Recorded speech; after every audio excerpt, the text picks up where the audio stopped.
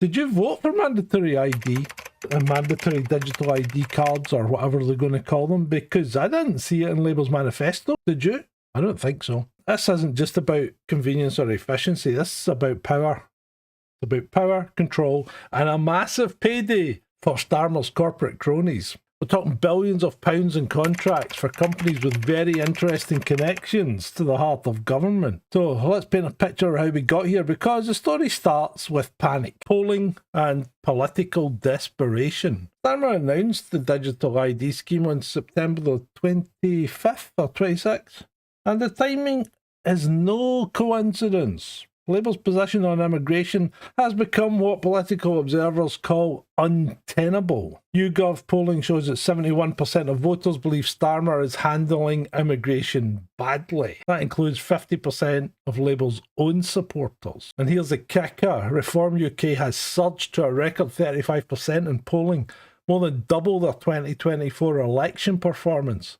Immigration has become the top priority for 27% of voters, up from just 13% before the election. Small boat crossings reached a record 28,076 people by August this year. That represents a 46% increase on the previous year. Digital ID announcement. Is it about immigration control, or is it about political survival?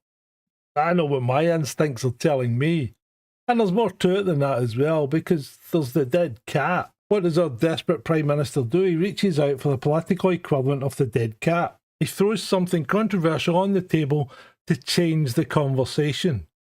But this dead cat has got teeth, claws, and a surveillance system that would make Big Brother weep with joy. Policy didn't emerge in a vacuum. It was developed by a think tank. A think tank called Labour Together, which was previously led by a chap called Morgan McSweeney. And he just happens to be Starmer's current chief of staff. And we'll talk more about Morgan later on. And Labour Together published their Brit card proposal in June 2025, this year, calling it a mandatory national digital identity that would be issued free of charge to all those with the right to live or work in the UK. How the fuck is it free of charge when it's going to be built with taxpayers' money and it's going to cost 400 million to £1 billion? How's that free of charge? Your money, follow the money.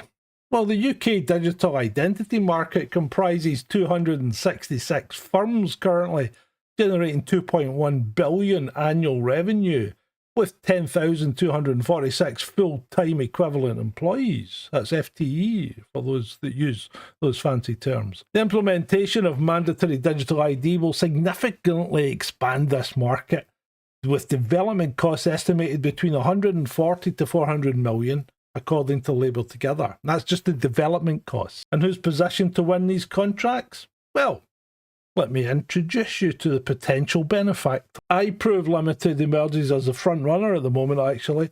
They've already secured 17.5 million in government contracts for biometric authentication and document checking services.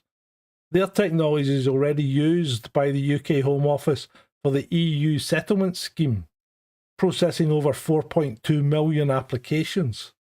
They provide facial verification for Singapore's national digital identity system. And here's what's interesting. iProve recently won an 11.6 million contract for genuine document check and inspection services for the government's One Login programme. This is the same company that has contracts with the Home Office, NHS, and even the US Department of Homeland Security. It's interesting how the same companies keep winning these government contracts, isn't it? Connecting the dots yet? And then there's also Accenture. Accenture's always got their finger in the pie, haven't they? And PA Consulting.